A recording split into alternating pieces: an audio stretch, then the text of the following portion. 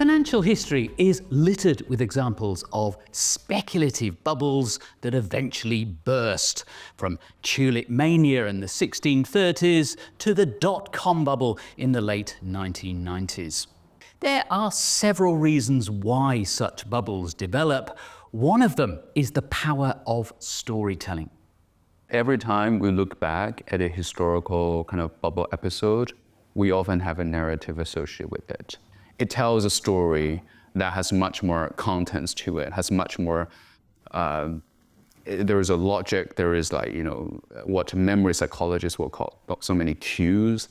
It's not just about the number, it's also about, when the market was doing like this, how did people feel? What was, the market? What were the analysts were saying? All of these things, it's just much more concrete. And I think that makes the entire thing much more believable, if you know what I mean. It's not just about just the cold numbers, but now you're almost like in a story. And I think that, really get people to believe in what they want to believe. Another common feature of speculative bubbles is what behavioral experts like Cameron Peng refer to as herding behavior.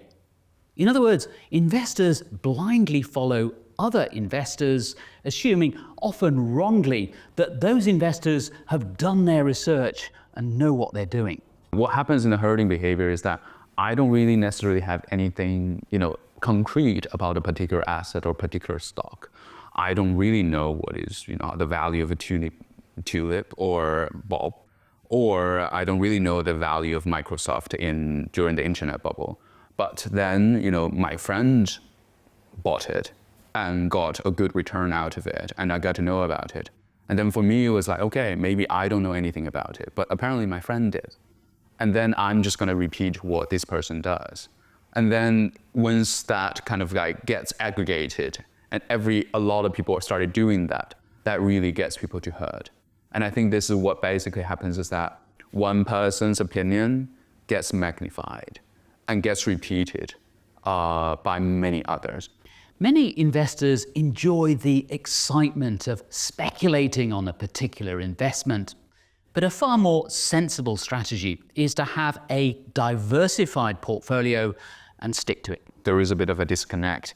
We have all of these insights about how, what people should be doing, but they are not really taken by a lot of, people who actually make decisions. We have to take, these things that we found about how investors trade more seriously and better connect with, the finance media about how things are done. I'm basically putting all of my money in extremely diversified funds that are everything. So I think when I was a PhD student, that was having fun with stock trading, but now I'm doing extremely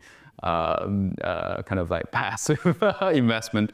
And I think that's done reasonably okay for me. I study behavioral finance, but I think in my own portfolio decisions, I'm extremely rational. So beware of investing in something just because others are. And remember, that's their choice. It's much better to focus on playing your own game than trying to beat others at theirs.